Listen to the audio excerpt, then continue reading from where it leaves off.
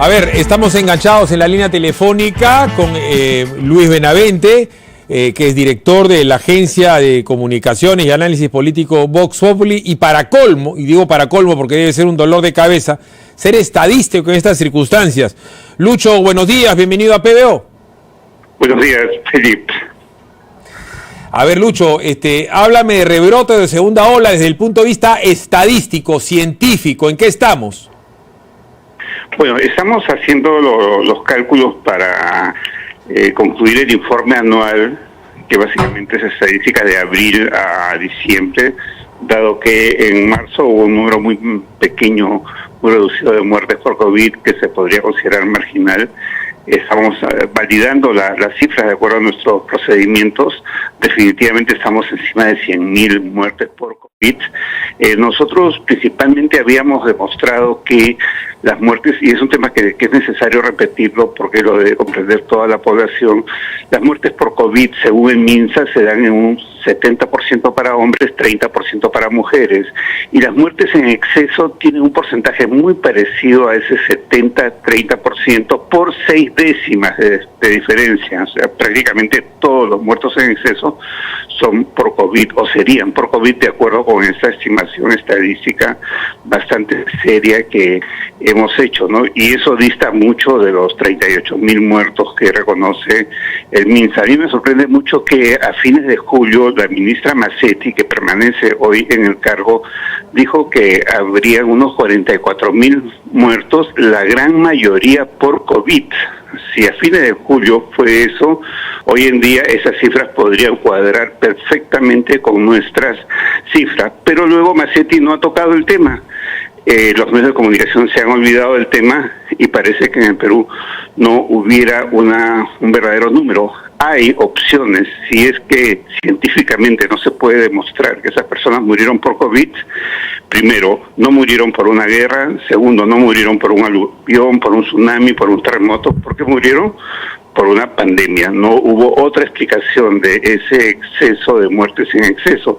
Las muertes regulares eran 53% hombres, 47% mujeres, y ese era un porcentaje muy estable, como hemos visto en otras oportunidades, Felipe, muy estable durante 4 años de existencia de SINADEF, mes a mes, más o menos un punto porcentual. Esa era la proporción de muertes de hombres con mujeres. El gobierno tiene salidas, si quisiera decir la verdad. Ya, pero a ver, este gobierno... Ya. Pero por dar un ejemplo, yo veo, hay un muchacho Parra, que con buena fe, dicho sea de paso, habla de cifra de contagiados. También el otro muchacho, Marco Rolé de Mola, también seguramente con buena fe habla de cifra de contagiados. Pero la cifra de contagiados pues es una mentira monumental, porque para saber eso de contagiados y dados de alta deberíamos haber hecho pues 50, 60 mil pruebas moleculares al día. Hoy en Israel, país que tiene 8.8 millones de habitantes, hacen 120.000 pruebas al día. Entonces no podemos hablar con sentido común y conciencia de cifra de contagiados. Exactamente, y ese es un buen punto que casi no se ha tocado acá en Perú. En ninguna parte en el mundo más o menos serio se considera la cifra de contagiados como una cifra, como un indicador real de la situación. Se considera como un indicador referencial para informaciones tal vez periodísticas, para orientar en el sentido de lo que está pasando, pero no como una cifra real de la situación. En cambio, el número de muertes sí es una cifra más objetiva, y aún así, en el Perú, como tú has dicho en otras oportunidades, que es un país tan informal, la informalidad comienza con el nacimiento y termina con la muerte, por lo tanto habrá muchas muertes no registradas estadísticamente. Entonces esa cifra de 100.000 es un mínimo que podría ser más, podría llegar a 120, 130.000, lo cual nunca se podrá establecer, ¿no? Ahora otra cosa. Sí, quería aprovechar, estando tú en línea, porque Vox Populi tiene varias vertientes, ¿no? Y tiene la vertiente de análisis comunicacional y análisis político. ¿A qué apunta la señora Macetti con tanta media verdad, tanta media mentira, especialmente ayer que sale a anunciar la segunda ola y el día de hoy inicia la huelga médica? ¿Tú presumes, como es mi caso, de que le quieren bajar la llanta a los médicos y ponerlos a ellos como abusivos o impertinentes? Hay una palabra clave en esto, Philip, que se llama política. y eso no es político. Bajarle la llanta a los médicos, demostrar que los médicos son los malos de la película, no va a conducir a nada. En el caso que quisieran desprestigiar al gremio médico, primero que no creo que sea tan fácil, porque las evidencias, lo que tenemos al frente en la muy mala gestión de la pandemia desde el año pasado hasta hoy, desde 2 meses antes que el presidente Vizcarra anunciara el confinamiento, porque 2 meses antes ya el mundo estaba alarmado y había países que tomaban medidas, pero Perú no, Perú estaba cruzado de brazos porque Perú falló desde un inicio. Entonces la ministra Mazzetti, ¿qué busca la ministra Mazzetti? Simplemente hacerle el juego al gobierno. Es muy lamentable, ella no tiene el carácter, el temperamento, la valentía, y me ha sorprendido mucho, me ha decepcionado mucho, porque yo le tenía un gran aprecio a la doctora Mazzetti, un gran aprecio científico como neuróloga y un gran aprecio político, pero ahora no está actuando con corrección. A veces, cuando da declaraciones, no dice las cosas con mucha claridad, y eso se siente. La mala gestión de la pandemia se siente.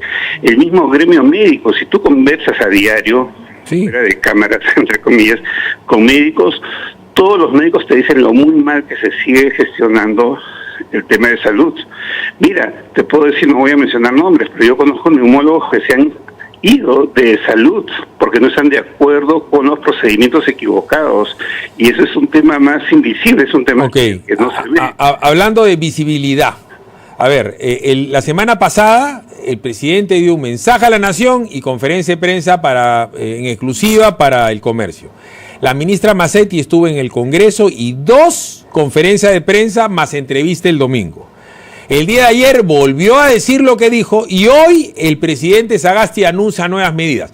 Desde el punto de vista de la estrategia comunicacional, ¿no te parece que están terminando copiando a Vizcarra con aló presidente? ¿Consideras prudente que el presidente tenga que dar explicación 1, explicación 2, explicación 3, mensaje 4, mensaje 5? Lo que la gente podría percibir, y esta es mi consulta, es que no saben qué decir o se tienen que ir interpretando a ellos mismos. Sí, es una muy mala gestión, pero digamos que hay 2 aspectos, ¿no? La muy deficiente gestión comunicacional, que también viene desde el año pasado. Peor no se ha podido manejar la comunicación pública en relación a este tema, y muy mala gestión política, porque finalmente lo que se comunica son decisiones que son políticas, ¿no? Entonces una va con la otra. Si la gestión técnica, la gestión política es deficiente, obviamente no va a tener rumbo la comunicación, porque ¿qué vas a comunicar si no tienes qué decir de manera coherente, ¿no? Ahora comprendemos sí que la situación es difícil, no es fácil, pero ya hemos tenido 10 meses o más de 10 meses para aprender a hacer mejor las cosas. Seguimos igual que al inicio, no hay camas UCI, los hospitales se están colapsando, la gente llega, no sé qué pasará ahora con el oxígeno, no me extrañaría que no haya oxígeno tampoco y no hayan tomado las precauciones del caso, y seguimos en último lugar en la cola, y lo que se ha hecho es una compra muy apurada a China, a una vacuna cara, a una vacuna con un error muy grande y con efectos secundarios demasiado fuertes. Simplemente ha sido una compra apurada por la presión política que se generó por la oposición que comenzó a incomodar al gobierno. Perdón, Lucho, el presidente miente cuando el martes pasado hemos concretado la compra, y ayer informan que recién ha hecho el pago. Una semana después, recién se concreta el primer pago. Y no se concreta la compra porque no tienen el cronograma. ¿Eso se llama mentir, Lucho, o no? Sí, evidentemente. Y como cereza de la torta, el ministro de Economía ha dicho que no es importante cuánto cuesta la vacuna, sino cuál es el costo final a la hora de llegar al usuario. Claro que sí importa cuánto cuesta la vacuna, porque comprar una vacuna de mala calidad, con mucho error, con tanto efecto secundario, de manera apurada por presión política, no me digan con que no importa cuánto cuesta, y encima a precio alto por encima del mercado. Todo el mundo sabe que el producto chino es de mala calidad. Eso es obvio. Los chinos son los jarrones de la antigüedad, pero el producto chino actual, medicinas, zapatos, camisas, es de muy mala calidad. Y una compra apurada, si encuentras a disposición del mercado esas vacunas, es porque son malas, pues porque el producto bueno ya se lo llevaron los que se pusieron las pilas con rapidez. Bueno, pero en último caso, en China hasta para las imitaciones tienes la Super Quality, la segunda, la tercera y la cuarta. O sea, China sí tiene productos de altísima calidad, pero son los más caros y no son los masivos. Ahora bien, se anuncia que hoy el gobierno va a endurecer, porque ya comienzan los Twitter, los Facebook, los memes, los virales, que el gobierno va a endurecer la condición de cuarentena de 8 de la noche a 5 de la mañana. Yo estaría de acuerdo por la emergencia. ¿Qué opinarías tú? Sí, lo que pasa es que el gobierno, y creo que lo ha expresado de alguna manera, ha tenido que contener medidas más radicales porque detener la actividad económica a esas alturas, después del impacto sobre la economía que ha sido tan fuerte en Perú, a diferencia de otros países donde el impacto no ha sido tan grave, entonces eso impedía que el gobierno tome medidas más radicales, ¿no? Pero las evidencias de contagio y de muertes que van en ascenso muestran la necesidad del confinamiento, y más aún cuando no tenemos la vacuna. A ver. Desarrollado donde la gente común y corriente ya se está vacunando, no solo los médicos y los ancianos. A ver, hablando del tema, seguramente te vamos a llamar uno de estos días en Combates para hablar de la verdad, rarísimas, por no decir mentirosas, encuestas de popularidad de los candidatos presidenciales que no hacen campaña, en fin. Pero a ver, si el mejor amigo de Lucho Benavente, su hermano, su hermana, su hija, sale presidente de mesa, la señora Macetti ha dicho que los va a vacunar y no hay vacuna, ¿tú qué le recomendarías a las personas? ¿Que vayan o que no vayan? Pregunta 1. Pregunta 2. ¿Crees que eso va a generar ausentismo? Pregunta 3. ¿Crees que se anulen o se aplacen las elecciones? Bueno, ahí ha habido un anuncio del jefe de la OMPE, ¿no? Ese tema ya creo que va a rebasar a la capacidad del jefe de la OMPE respecto al calendario. Es una decisión política y sanitaria que está por encima de su propia competencia. Ir a votar en esas circunstancias o en circunstancias como las de hoy sería muy complicado para el contagio, porque se forman largas colas, grandes tumultos, hay una gran concentración. Estirar el horario de 7 de la mañana a 7 de la noche puede ayudar. Entonces ahí hay un riesgo, pero no sabemos cómo va a estar la pandemia para el 11 de abril, no sabemos cómo va a estar el contagio para ese momento. Yo creo que he hecho siempre un cálculo viendo lo que pasa en Europa y decir, dentro de 2 meses lo va a pasar en Perú. Hace 2 meses veía que las cosas se complicaban en Europa, o 3 meses, y dije a mitad de diciembre las cosas se van a complicar en Perú, y dicho y hecho. Entonces no hay necesidad de tener una bola de cristal, simplemente hay que ver lo que pasa en Europa. ¿Qué esté pasando en Europa? Lo que esté pasando en Europa a mitad de febrero se va a reproducir a mitad de abril en Perú. Y esa fórmula no ha fallado.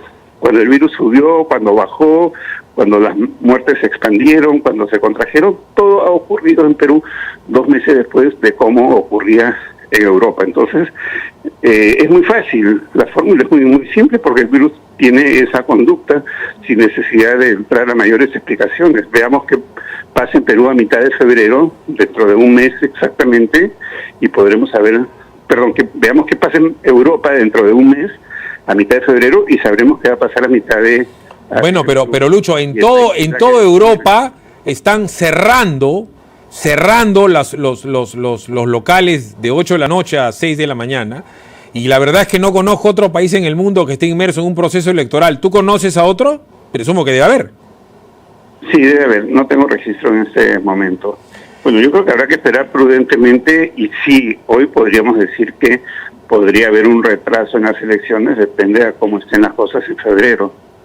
Creo que sería lo más prudente dado el caso, ¿no? O sea, ¿tú ves probable que se aplacen las elecciones o que se anulen por ausentismo?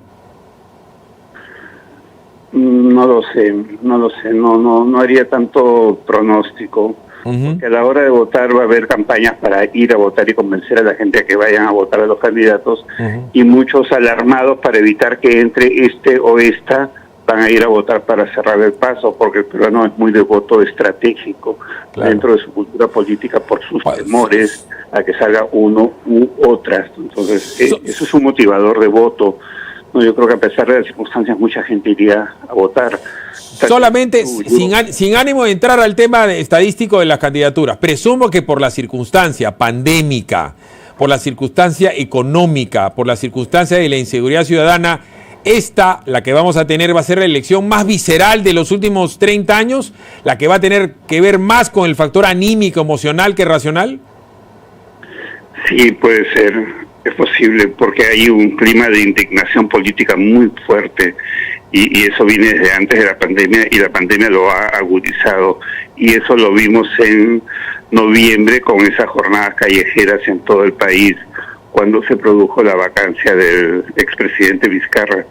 Sí, y ese clima no solo va a ser muy fuerte, muy marcado, ese ambiente de tensión, de estrés político de cada ciudadano, sino que también se va a expresar, o como se expresaron en noviembre pasado, en conductas populares, o podría ser el caso de manifestaciones públicas, de situaciones que puedan llevar a la pérdida del control de lo que esté pasando. Yo no sé cómo va a reaccionar el presidente Sagasti, de repente su entorno comienza a calentarle las orejas diciéndole quédate, quédate, quédate, posterga, posterga, posterga, y cuando el entorno repite mucho algo, de pronto cambian las conductas de los que toman las decisiones. Philip, lo sabemos, en política es así. Sí, ¿verdad? Además, lo ha dicho la señora Mazzetti, ¿no? Dice hay intereses en juego, que cualquier cosa podría pasar en cualquier momento, que la cosa puede cambiar, y evidentemente hay intereses en juego para que pase cualquier cosa en el país, ¿no? Al fin y al cabo estamos jugando el juego de la silla. Entre otros intereses hay un proyecto político, estatista, con todo lo que estamos viendo, que puede animar a muchos a que Sagasti se quede, y quienes tienen ese tipo de intereses, o muchos de ellos, no les importa la continuidad democrática, les importa el control del poder. Es peligrosa la situación. Muy amable con nosotros, Lucho Benavente. Un abrazo a toda la gente de Voz Populi. Un abrazo, Philip. Muchas gracias.